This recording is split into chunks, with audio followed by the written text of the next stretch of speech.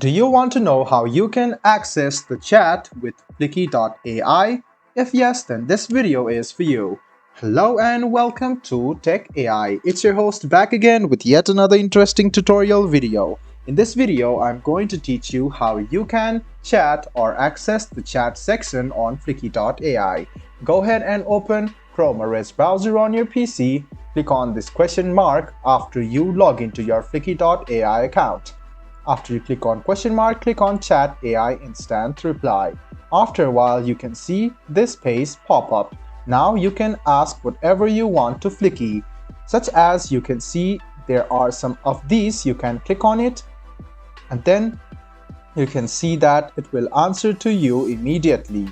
You can also ask some questions and then you can see that Fliki AI will reply to you.